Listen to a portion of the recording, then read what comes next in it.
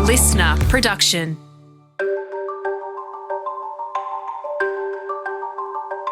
Hey, it's Helen Smith here. Welcome to The Briefing. Today we're giving you a bonus episode on the story of Australia's worst terrorist from our Listener Secrets We Keep documentary team and investigative journalist Joey Watson. You might have heard our interview with Chris Spiro and Joey last week, unpacking how he retraced the terrorist footsteps around the globe and investigated a chilling chapter in our recent history that has almost been swept under the rug. So here's the first episode of Lone Actor, the true story you've never heard about Australia's worst terrorist.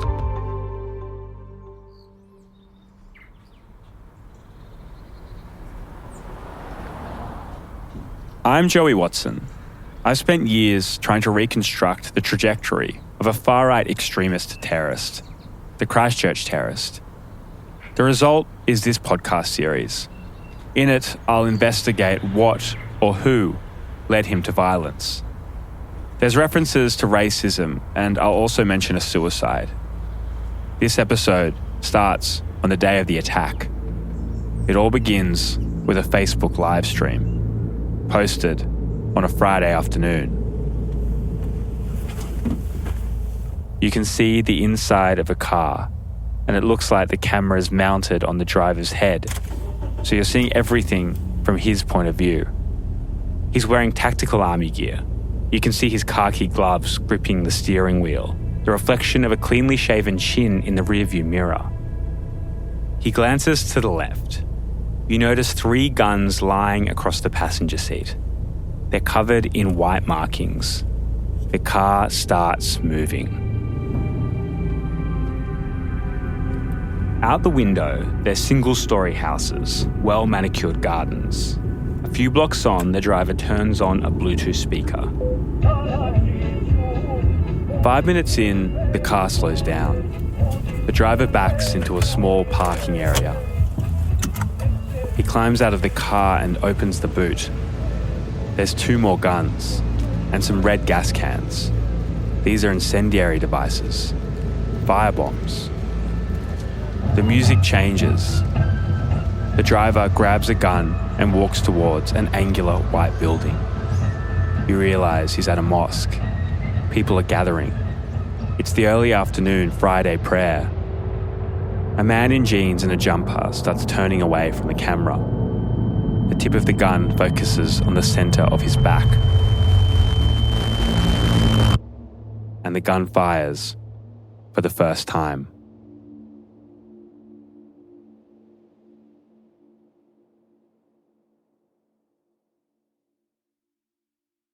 Where were you on the afternoon of March 15, 2019?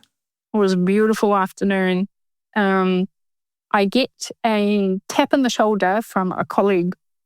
Out of the blue, she says, "Does your family go to the mosque?" And of course I took that. I was taken aback and I was like, oh, here we go. This is like another racist rant that's coming up for me. Aya Al-Umari is in Christchurch, a small city on New Zealand's South Island. She'd lived there since she was a kid. And I was like, yeah, we do go to the mosque. And then I just turned around back to my computer and then I get a message from my boss saying that there was a shooting in the mosque. If you need to go home, you can go home. And honestly, when I read that, I was like, no, that's unreal. That's unreal. So what I did, I went to the news website. Kia ora, good afternoon. We are breaking into normal programming right now for some disturbing news from Christchurch. And I saw that there was a couple of shots in the mosque. The situation and the gunshots being described there happened just before 2 o'clock at the Masjid Al-Nur Mosque. The Al-Nur Mosque is the centre of Christchurch's small Muslim community. Aya immediately thinks of her brother, Hussein. So in New Zealand, it's me, mum and dad, and my brother. My brother was between jobs, so I didn't know if he was there or not. So I called him straight away. There was no answer. And I said, oh my God, okay, what do I do? Where do I go? So I decided to go to Hussein's house. I immediately left work, Driving in Christchurch during that day, there was police everywhere. And I did not... all I wanted to do was to reach my brother's home. I wanted to know if he's there. Hussein isn't home. I decided to go to the hospital because that's where most of the injured people are going. And then, so later I found out that on my way back is the same street that he was caught in not long after. Well, by the way, do you, is it all right if I refer to him as Tarrant? Or are you referring to him as terrorist or what's... It's whatever you feel comfortable with, yeah. Like, I don't mind. I just understand that there's a lot of controversy behind it. I've spoken to a lot of people impacted by this story about whether or not to use the name of the terrorist. Some have vowed never to speak it, and I've got to be careful not to accidentally amplify terrorism. I decided that carrying out this investigation without ever using his name would actually give his name more power. So you will hear it occasionally. I only later, so on my way back from Hussein's house, I realised that this is where they arrested Tarrant. It was just mind-boggling for me. You are watching continuing coverage of the Christchurch mosque shootings. Here's what we know so far. According to witnesses inside the Masjid Al-Nur Mosque... As the afternoon went on, what was happening in Christchurch started to become a bit clearer. There'd been a mass shooting at the Al-Nur Mosque during Friday afternoon prayer. The perpetrator had filmed it, live streaming it to Facebook. He'd then driven across town to another mosque and continued shooting. He was on his way to a third mosque when he was driven off the road by police. He was alive, in police custody. Again, this is unconfirmed, but this is what one person's told. He said there was a white-skinned, blonde, quite short man wearing a helmet and a bulletproof vest that he and others... The hospitals in Christchurch are inundated. 49 people have been killed, and there are a good number who are still suffering from serious gunshot wounds, and we wait for an update on the condition of many of those. I see people with blood in their clothes, people just freshly out of the mosque. People look terrified, kids screaming. There was chaos, basically. In the waiting room, Aya sees family members looking down at their phones, watching recordings of the live stream. I remember initially refusing to watch it because I knew it was so gruesome. The live stream is now circulating around the internet. I can see people plastered on their phones just to try and ascertain whether their loved one is there or not. From various sources, we understand there is a development. Police have just named a suspect, Ryan? They have named a suspect involved in this shooting, and his name is Brenton Tarrant. And it's believed that he is the one who live streamed himself opening fire, the 28-year-old from Australia. The perpetrator is Australian. He'd written a 74-page manifesto, and before the attack, he'd posted it online, along with the live stream.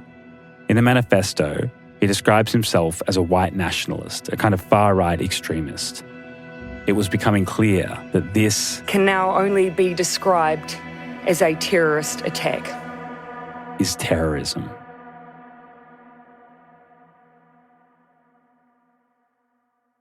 Do you remember when you first heard of the attack? Like, where were you, for example? I remember exactly where I was.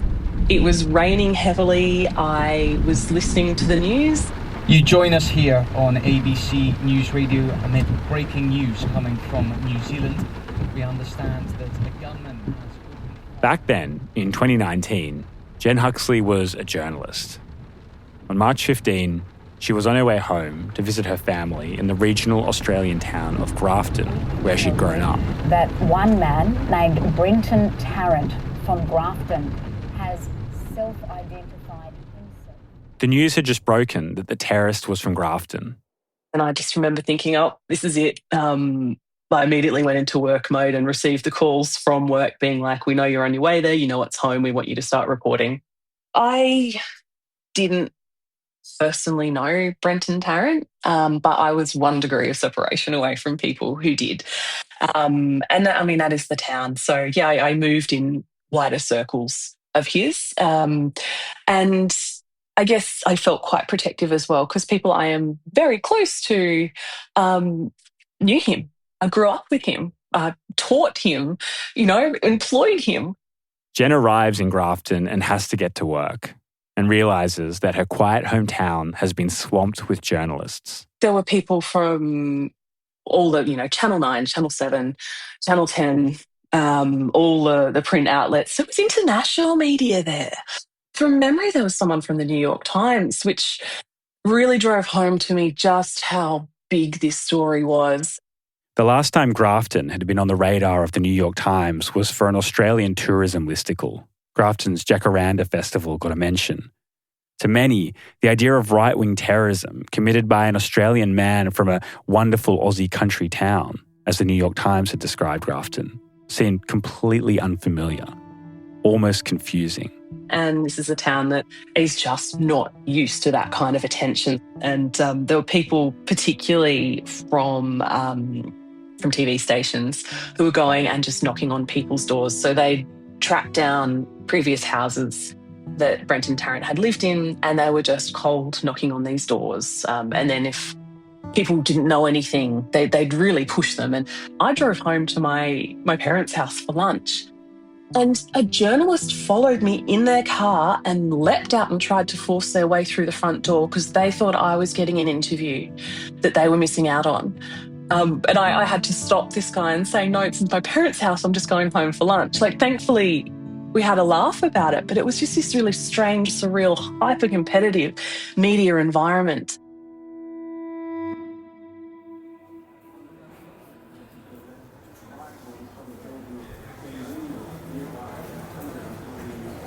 First, there was a person who was reading out a list of the injured people.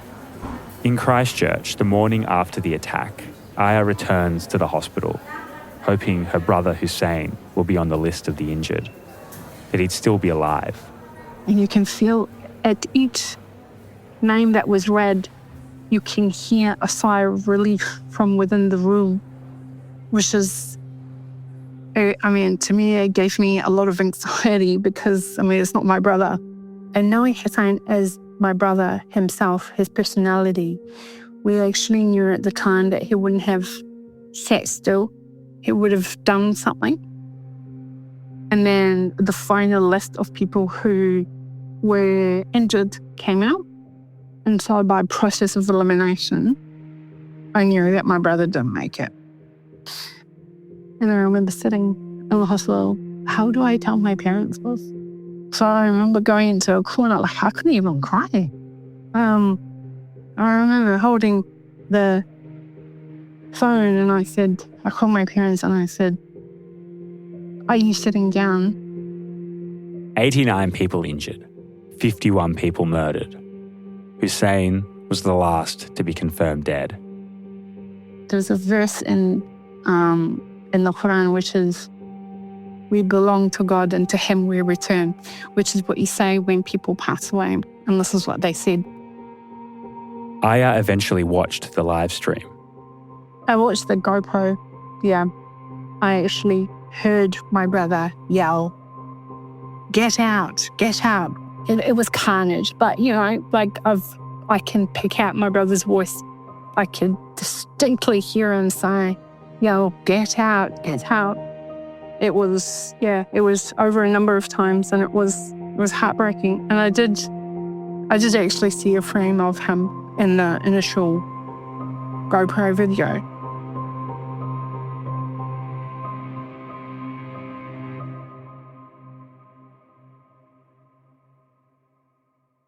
After the attack, journalists like me were trying to deconstruct the terrorist manifesto.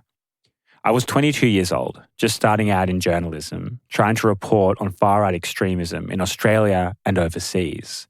I could see how this world was becoming more prominent and interconnected, gaining a bigger profile and organising across borders.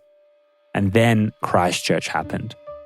This was violence on a scale that few people saw coming, in a place that no one expected. I wanted to see where the Christchurch terrorist fit into this world. Brenton Tarrant. He says, I'm a 28-year-old born in Australia to a working-class, low-income family. My parents are of Scottish, Irish online and English that stock. has all sorts of ramblings regarding white supremacism and anti-immigration sentiment. I remember reading the manifesto. It wasn't hard to find. It was written like a Q&A. The terrorist had made an interview with himself. Have you read any of this maniac's manifesto? It gave the impression that he wasn't all there. I've been briefed on it, and it is, the work of hate. The terrorist claimed he'd been radicalised while travelling in Western Europe after seeing the impact of immigration and Islamist terrorism. This was a young man who claimed to have developed his own violent beliefs all by himself. And from it all, a narrative started to form that the terrorist had acted alone, a lone actor. But in the interconnected world of the far right, I wondered, how could this be true? Did we really understand what or who had led the Christchurch terrorist to violence?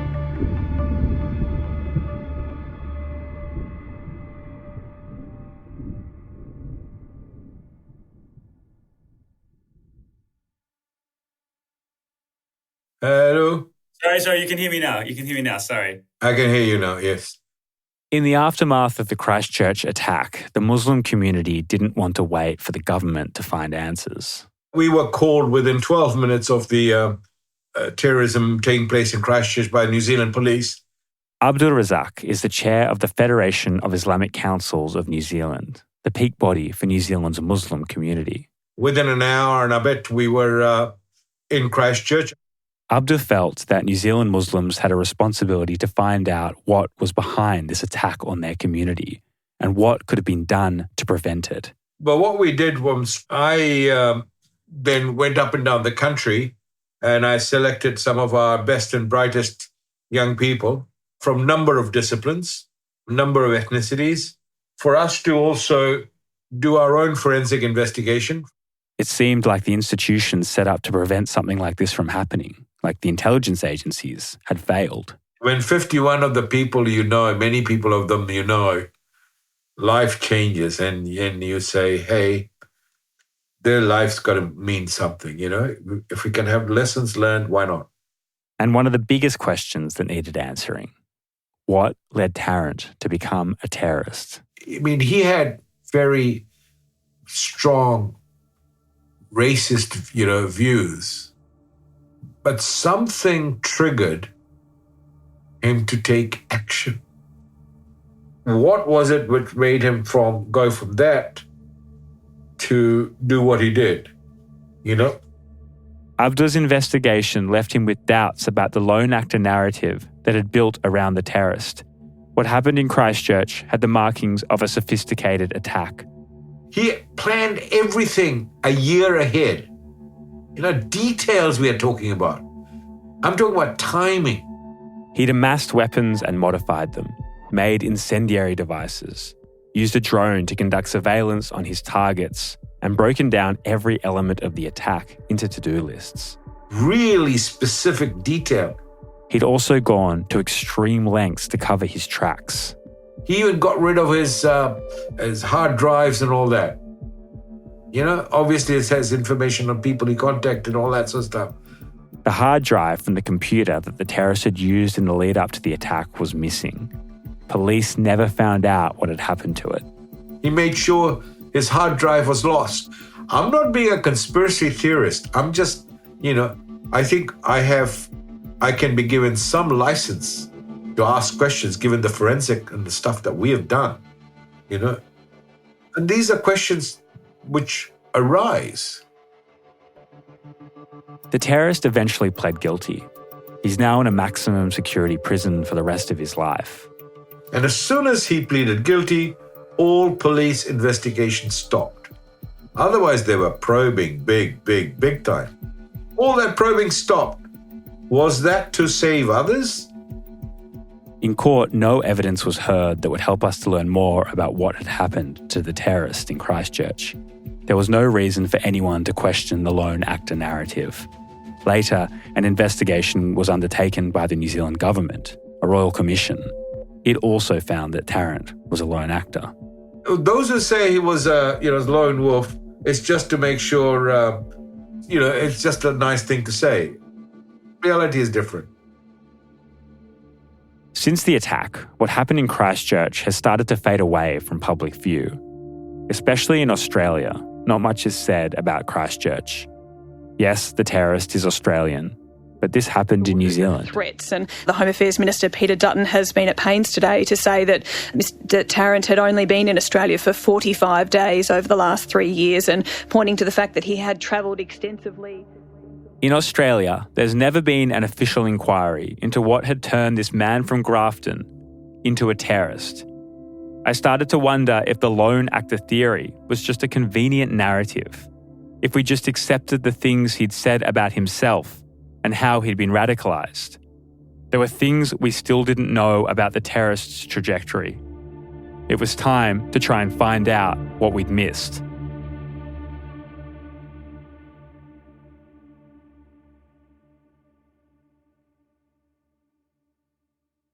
How significant was Christchurch?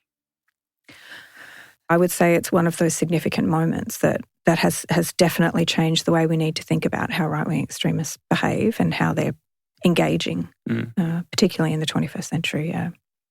Peter Lowe is an expert on terrorism. She's a social worker turned consultant who works both in the prosecution and rehabilitation of terrorists. She was sent to Christchurch to help police in the aftermath of the attack. What were the things about this attack in particular that made you feel like it could be a crisis? Look, it was live streamed. Yeah. And that was certainly an escalation from a right-wing perspective, very unfortunately, because it was a whole bunch of things, for me in particular, that really young people connect with. That kind of video game element to it, that first-person shooter kind of element that so many young people really enjoy, I guess, thought about the impact that might have. And I think very unfortunately we've seen a lot of that play out. A place of worship, now a crime scene, after a gunman killed one person and wounded 3 others as they prayed.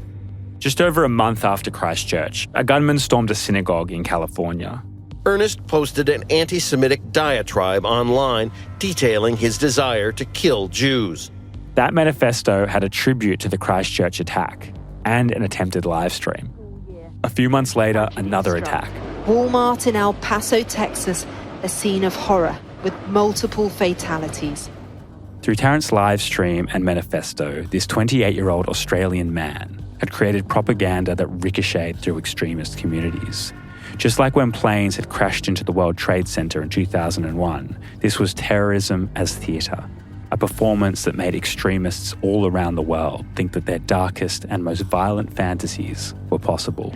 There are reports the gunman who opened fire at a US shopping centre was inspired by the Christchurch mosque attacks. Ontario. Muslim Canadian family out for a stroll was killed, allegedly run over by a truck. He was heavily influenced by Brenton Tarrant, who live-streamed a Tonight, police are investigating the attack on a Norway mosque as an attempted terrorist attack. A 16-year-old Singaporean male has been detained for planning to attack 2 mosques to coincide with the 2nd anniversary of the Christchurch terror attacks. I've been watching the influence that the Christchurch terrorist was having on the world of far-right extremism for 6 years now. With people being killed by terrorists influenced by Tarrant all around the world, it felt like the questions around him. Was he really a lone actor? Were only becoming more important? And what would be useful in terms of me trying to understand Tarrant's trajectory? Look, I think in my experience, some of the things that I often look to sort of understand a person is definitely childhood experiences and schooling. I made contact with members of his family. His sister Lauren told me they're still shattered. Rather than bringing up the trauma again, they wanted to keep their heads down. So then I reached out to people from where he'd grown up in Grafton that I thought might have known him, like old schoolmates and neighbours. Most of them were reluctant to talk, just to say they'd lost contact with him long before the attack. The few people I did speak to gave me some glimpses into his early life. He'd gotten in trouble for racist stunts, like drawing swastikas in art class, and he could be a bit of a menace to other kids. They saw him as just being a bit cheeky. He was bullied for being overweight and was acting out. These weren't signs he was on any kind of path to terrorism. Away from school, his home life was tough. His mum and dad had separated when he was young. At first, he and his sister had gone to live with their mum. When she got a new partner, that relationship turned violent, so they ended up with their dad. When Tarrant was in high school, his dad got mesothelioma, a form of lung cancer caused by exposure to asbestos. Tarrant's dad became depressed. Before the disease could kill him, he committed suicide. Tarrant discovered the body, and there were rumours that he'd had some involvement in helping to plan his dad's suicide. I have no doubt that this difficult upbringing would have had an influence on how he related to the world. But plenty of kids have tough upbringings and don't become terrorists. This is a podcast about what happened after that. To understand what led to Christchurch, I'm going to investigate the worlds that the terrorist was part of in the years before the attack. So I think what the experiences that he's had and the environment that he was exposed to and the information that he was exposed to are really important, because that's what we all form beliefs of.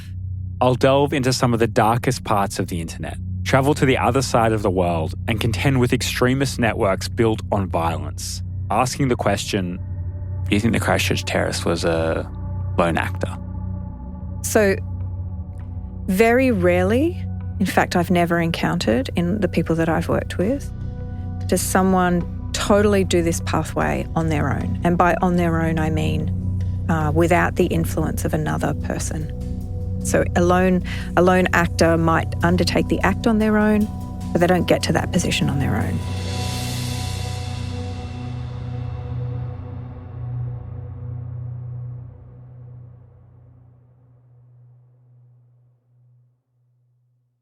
Could I ask, how do you remember and memorialize your brother today? Yeah, I mean, can I talk about his bravery? Please. One of the big questions I had over the past couple of years was what was Hussein's last steps? Since hearing her brother's voice on the live stream after the attack, Aya Al-Umari has suspected that her brother Hussein wouldn't have sat still, that he would have done something. Later, she got permission to review the CCTV footage of the attack. And she was right. So basically what he did is the moment that the shooting started, he didn't flinch, he didn't run away. He just turned around and had the line of sight to where the shooting was and was basically tracing where the shooting was coming from, even to a point where he went to one of the rooms and Tarrant was shooting in another entrance from another room. And he was going in there, and then Tarrant kept going to the main prayer room. Instead of exiting, he chose to go back to the prayer room, to the main room, stood his ground, challenged them, and lost his life on the way. Late last year, Hussein was recognised with a New Zealand Bravery Award. In his citation, it says that in challenging the gunman, Hussein drew attention away from others who were able to flee. Hussein's selfless actions demonstrated outstanding bravery at the cost of his life.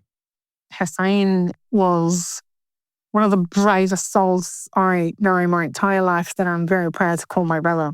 I just feel like his bravery has somehow transferred to me because I feel like I don't know how I've got so much resilience to ask all the questions and get the investigators to listen. I mean, the conclusion is that he made the attack by himself. But what enabled him to get to that point is the question. What enabled him to get to that point? And by that definition, is it really a lone actor? I'm Joey Watson, and this is Secrets We Keep, Lone Actor. You can roll straight onto episode 2 now. And if you want to support the work we're doing, leave a rating or a review, or send this podcast to someone who you think should hear it. If anything in this episode has caused distress, please call Lifeline. In Australia, it's 13 11 14, and in New Zealand, it's 0800 Lifeline.